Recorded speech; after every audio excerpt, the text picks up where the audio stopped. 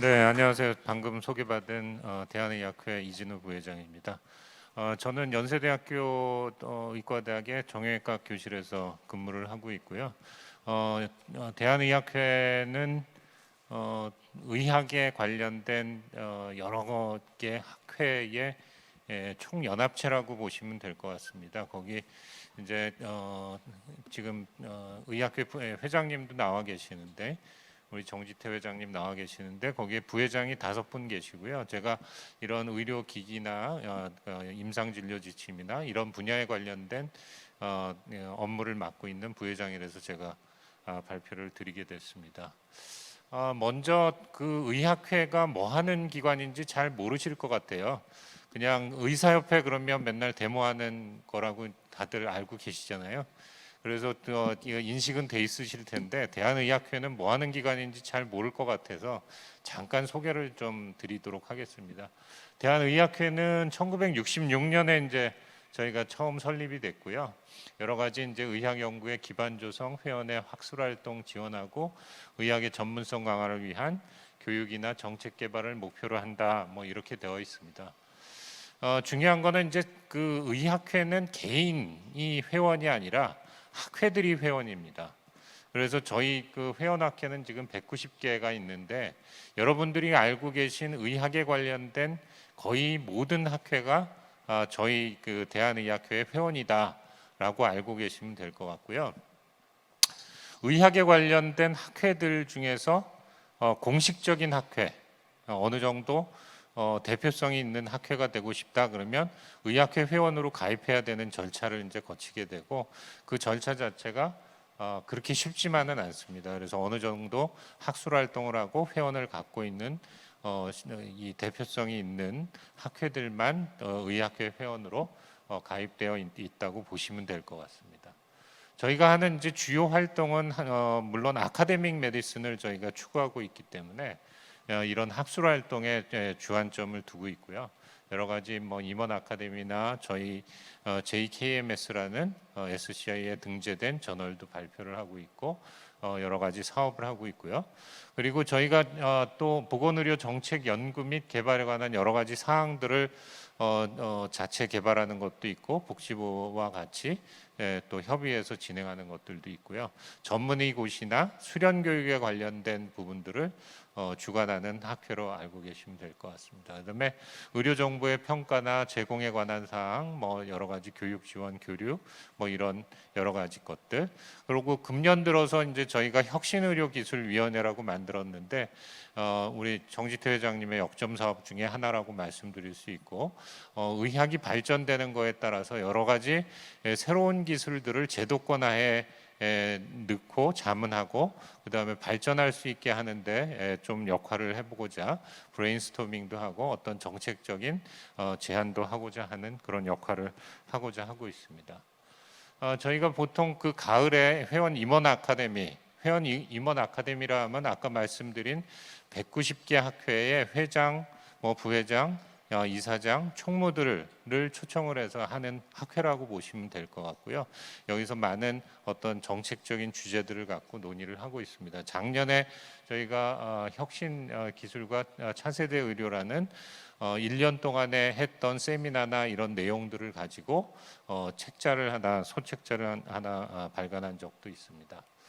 그러면 본격적으로 이 사업단과 우리가 뭘 해야 될지에 대해서 좀 고민하고 앞으로 해야 될 것들을 그다음에 여러 연구자분들에게 어떤 도움을 줄 수 있는지에 대해서 고민한 내용을 좀 말씀드리도록 하겠습니다. 여러분들 이제 뭐 의료기기 개발해서 의사들을 만나서 사용하게 하고 물론 그 전까지 이제 시제품을 개발하고 개발해서 하는 데까지도 어렵겠지만 그다음에 임상 전문가를 만나서 그 의료기기를 사용하게 할 때까지 굉장히 또 어려움이 있을 겁니다. 의료기기는 굉장히 그 뭐라 그러냐 진입 장벽이 높다고 말씀드릴 수가 있는데 어떤 기술적인 측면 그다음에 가격적인 측면 뭐 이런 거는 이제 저희가 학회에서 컨트롤할 수 없는 거지만 그런 개발된 의료기기들을 사용하기 위한 휴먼 리소스의 활용이라는 진입 장벽이 또 굉장히 크다고 말씀드릴 수가 있고요. 그런 것들을 어떻게 그러면 해결해야 될지 같이 고민하고 풀어가고자 하는 내용입니다. 의료기기의 특성은 일반 제품과는 틀리게 일반 제품은 사용자에게 직접 광고를 하고 사용자가 사용해 봄으로써 그 효과를 느껴보고 더 사용할 수 있게 되거나 뭐 그런 프로세스를 겪게 되잖아요. 근데 의료에 관련된 것들은 제품이 개발됐다고 해서 바로 환자들한테 마케팅을 하고 환자가 그걸 골라서 사용할 수 있는 구조가 아니라는 것은 잘 알고 있을 겁니다. 중간에 의사라는 중개자가 있어야 되고 의사라는 중개자의 신뢰를 얻지 못하면 그 의료기기는 그 시장에서 살아남지 못하는 그런 과정을 거치게 될 겁니다. 그거에서 이제 가장 중요한 것은 의사들이 뭘 제일 중요하게 생각하느냐, 결국은 환자의 안전성이 제일 중요할 거라고 생각을 합니다. 이 새로운 제품을 썼을 때 환자한테 어떤 해가 가해지지는 않는지 그런 것들을 이제 제일 중요하게 생각할 거고요. 또 한 가지는 얼마나 유효한가, 유효성의 측면에서 그 개발자가 갖고 있는 판단 기준이 아니라 사용자가 갖고 있는 의사가 갖고 있는 판단 기준에 의해서 유효성을 평가하게 될 겁니다. 그래서 그런 것들을 만족시켜야 되고 그 다음에 그런 게 이제 어느 정도 만족이 됐다 손 치더라도 얼마나 잘 AS가 되느냐, 그 다음에 얼마나 임상 현장에서 느끼는 불편한 것들을 바로바로 잘 해결해 줄 수 있느냐, 이런 여러 가지 것들에 의해서 신뢰라는 것들이 쌓이게 될 거고요. 그런 신뢰가 쌓이게 되면 결국은 임상 현장에서 잘 사용하게 되는 그런 과정들을 거치게 될 겁니다. 그래서 그런 과정들을 거치기 위해서는 우리도 이제 남녀가 만나서 연애를 할 때도 처음서부터 불꽃이 튀는 경우도 있지만 점점 여러 번 만나고 서로 신뢰를 얻고 그 다음에 장점을 인식하고 그러면서 이 연애의 단계를 넘어서 결혼까지 꼴이 나게 되는 것을 경험하는 것처럼 이런 의료기기들도 의사와 그런 안전, 유효, 그 다음에 여러 가지 신뢰의 과정을 거쳐서 시장에서 성공하게 되는 그런 과정을 거치게 될 겁니다. 의료기기 개발에 여러 가지 방법론들이 있을 수가 있겠죠. 워터폴 디자인 프로세스도 있고 여러 가지 과정도 있겠지만 그거는 각 의료기기별로 또 그 특성화되어 있기 때문에 어떤 한 가지 방법론이 가장 좋다 이렇게 얘기할 수는 없을 겁니다. 그래서 그런 것들은 개개의 이 기기의 특성에 따라서 그 다음에 어느 필드에 사용되느냐에 따라서 굉장히 달라질 수 있을 거라고 판단이 되고요. 그러면 범부처 의료기기 전주기 의료기기 사업단과 저희 대한의학회가 어떤 것을 하려고 그러느냐, 대개 보면은 여태까지는 그렇지 않은 경우도 물론 있었긴 하지만 대개 의사들이 임상 전문가들이 인지하게 되는 시점이 TRL7 정도 안전성, 유효성을 평가하게 되는 시점에서 인지하게 되는 경우가 많았습니다. 그래서 그 다음에 그거를 이제 입증해주는 임상 시험, 그 다음에 그 이후에 이 과정으로 넘어가게 되는데요. 이러다 보니까 어떤 경우는 굉장히 불필요한 시행착오를 겪게 되는 경우를 많이 겪었어요. 그래서 어떤 기술의 첫 단계에서부터 임상 전문가가 인지하고 그거의 방향을 어느 정도 좀 같이 공유하고 고민하고 그다음에 방향을 제시해 줄 수 있으면 조금 더 빠른 쇼컷으로 그다음에 좀 더 효율적으로 어떤 의료기기 개발의 단계로 들어갈 수 있지 않을까. 그래서 현재의 단계가 이런 패시브 유저였다면 앞으로는 좀 더 액티브한 파티시펀트로서 임상 전문가들이 참여할 수 있는 그런 플랫폼을 구축해 보는 게 본 사업의 이 목적이라고 이제 말씀을 드릴 수가 있겠습니다. 그래서 그 계획에 대해서 말씀을 드리면 아까 아침에 우리 김범민 단장님께서 잠깐 소개를 하셨을 줄로 아는데요. 사업단과 대한의학회의 협력을 통해서 작년에 저희가 MOU를 체결했었고 금년에 위탁 연구 계약을 이제 체결을 한 상태고요. 저희가 대한의학회 내에 자문 시스템 운영 TF를 신설을 할 예정입니다. 그래서 신설이 되면 이 자문 시스템 내에서 여러 가지 임상 전문가들을 사안별로 위원회를 구성해서 자문을 할 수 있는 구조를 만들 그 계획에 있습니다. 조금 더 자세히 말씀드리면 이게 결국은 의학회라는 컨택트 포인트, 게이트웨이를 통해서 어떤 자문 시스템 운영 TF와 회의를 거쳐서 거기에 필요한 임상 전문가 자문위원회를 구성을 하고 여기서 자문을 해서 피드백을 받고 하는 구조를 가져가게 될 예정에 있고요. 이거는 아마 사업단에서 만들어 놓은 구조인데 보시는 것처럼 여러 가지 이 사업들이 이 6x2 이 테이블 안에 매트릭스 안에 다 있을 거라고 생각을 하고 그 안에 이제 여러 가지 기술 분야가 있게 되는데요. 기술 분야별로 이렇게 나뉘어져 있는 것으로 되어 있습니다. 이런 상태에서 임상 전문가 자문위원회 구성을 이렇게 9개 정도 분야로 나누어서 9개나 10개 정도의 분야로 나눠서 또 이 자문 TF를 통해서 필요하다고 생각되면 거기에 해당되는 자문위원회를 더 만들 수도 있겠죠. 그래서 그런 시스템을 통해서 전문적인 자문을 할 수 있도록 하는 그런 시스템을 구성해 보도록 하겠습니다. 그다음에 사업단이 이제 좀 더 조기에 임상학회들에 노출될 수 있으면 좋을 텐데요. 저희가 이제 좋은 것은 한 가지 좋은 모델이 있었습니다. 정형외과 학회 같은 경우 제가 이제 정형외과 차기 이사장을 맡아서 내년서부터 금년서부터 이제 일을 하게 될 텐데요. 그거는 몇 년 전서부터 보건산업 혁신창업센터, 보건산업진흥원 내에 있는 그 혁신센터와 같이 협력을 통해서 산학협력 특별 심포지움이라는 것을 개최.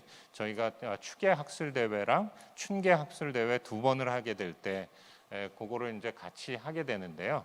이때는 세션도 구성해서 업체들이 이제 발표도 하고 그다음에 밖에 부스도 만들어 놓고 그 부스를 만들어 놓은 상태에서 1대1 매칭 자문도 하고 있는데 최근 들어서는 이 업체들의 요구가 많아져서 업체들을 미리 신청을 받고 거기에 관심 있는 임상 의사, 정형외과 의사들을 매칭을 시켜놓고요. 사전에 미팅을 하게 하고 그다음에 학회에 와서 발표하거나 그다음에 부스에서 서로 좀 더 얘기할 수 있는 그런 시스템을 구성을 하고 있고요.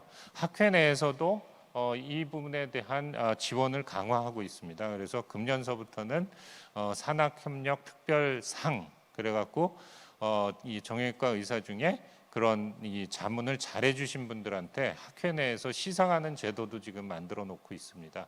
그래서 그런 여러 가지 방법들을 통해서 이 연구자들이 임상 전문가와 같이 논의할 수 있는 그런 장을 만들어 보고자 합니다. 자문의 진행은 현재 사업단 내에서 여러 가지 사업 과제 하는 분들을 통해서 의학회와 자문을 희망하는 과제가 몇 개 있는지 파악을 해놓은 상태지만 현재 6월 3일 기준으로 해서 한 40개의 과제가 신청했다고 저희한테 얘기가 들어온 상태고요. 이런 개별 과제들을 대상으로 자문 유닛을 구성을 할 예정입니다. 그래갖고 자문 유닛에서 이제 자문을 해보고 거기에 필요한 임상 전문가 자문위원회를 필요에 따라서는 구성을 해서 자문할 수 있게 할 거고요. 그다음에 필요하면 더 이제 3단계 미팅을 진행을 하게 될 겁니다. 여러 가지 임상 자문의 주제들은 아시는 바와 것처럼 클리니컬 퍼포먼스, 이펙티브니스, 세이프티 이런 것들을 보게 될 텐데요. 특히 이제 인비트로 다이그노스틱 메디컬 디바이스 진단기기 같은 경우에는 몇 년 전에 미국에서 있었던 테라노스처럼 그런 스캔들이 나오는 데까지는 임상 자문 전문가들이 처음서부터 잘 인볼브되어 있었다 그러면 그런 사기 사건은 일어나지 않았을 거라고 생각이 됩니다. 그런 것처럼 이런 초기 단계에서부터 임상과 기술 그 사이에는 어떤 간극이 조금 있는 것 같거든요. 그런 간극들은 여러 가지 많은 시간 그다음에 대화를 통해서 언어가 비슷해지고 서로 말하는 게 비슷해지는 그런 과정을 거쳐야 된다고 생각을 해요. 그래서 그런 과정을 거치는 이 프로세스라고 생각을 하시면 될 겁니다. 우리가 어떤 기술이 있을 때 기술 중심적인 제품이 있을 수가 있고요. 사용자 중심적인 제품이 있을 수가 있는데 대표적인 게 스마트폰이라고 생각을 하는데 여러분들 아시는 것처럼 이제 삼성은 기술적으로는 굉장히 앞서 있지만 애플의 이 사용자 친화적인 그런 제품에 비해서는 역시 팬덤을 구성하거나 그다음에 이 매출에 있어서 딸리는 이 부분들을 볼 수 있잖아요. 이런 부분에서도 의료기기에서도 사용자 중심의 사용자가 원하는 그다음에 그런 그 사용자 중심의 그런 기술들을 발전시켜 나가는 것이 굉장히 중요할 거라고 생각을 합니다. 그다음에 세 번째로는 의학회에서 아까 말씀드린 올해는 10월 7일, 8일 이 장소에서 엘타워에서 저희가 예정이 되어 있는데요. 둘째 날 아마 혁신의료기술위원회에서 이런 자문회 그동안에 몇 개월 동안 했던 자문의 내용을 갖고 발표하게 될 예정입니다. 그래서 그 예로는 뭐 양질의 진료 제공 관점에서 혁신의료기기의 개발이라든가 그다음에 4차 산업혁명 시대 혁신의료기기 도입과 이용 뭐 이런 주제들을 갖고 얘기하게 되지 않을까라고 생각을 해봅니다. 뭐 기대 효과라 하면 여러분들 아시는 것처럼 저희가 이제 다른 천복단지나 뭐 여기서 얘기한 것처럼 연구자분들한테 모든 거를 다 제공해주고 다 해주겠다 이렇게 얘기할 수는 없을 것 같습니다. 저희는 단지 임상 전문가들을 매칭시켜주는 게이트웨이의 역할을 하는 게 저희 대한의학회가 법무처 의료기기 사업단에 해드릴 수 있는 가장 큰 일이라고 생각을 하고요. 그런 것들을 통해서 우리나라의 의료기기들이 조금 더 많이 발전해서 임상 현장에 사용되기를 바랍니다. 상급 의료기관 내 국산 의료기기 사용률이 몇 %나 될 것 같습니까? 지금 현재 통계에 의하면 15% 내외라고 되어 있거든요. 근데 병원에 보면 의료기기들이 수없이 많이 있는데 그 중에 국산 의료기기는 로우엔드 제품만 주로 로우엔드 제품들이 들어와 있습니다. 하이엔드 제품 예를 들어서 MRI라든지 CT라든지 그다음에 진단검사 기기라든지 이런 것들은 다 외국 제품 일색이거든요. 이런 부분들이 좀 더 국산화될 수 있는 그런 계기가 되었으면 좋겠고 그런 데 있어서 의학회가 일조를 할 수 있기를 바라면서 강의를 마치도록 하겠습니다. 감사합니다.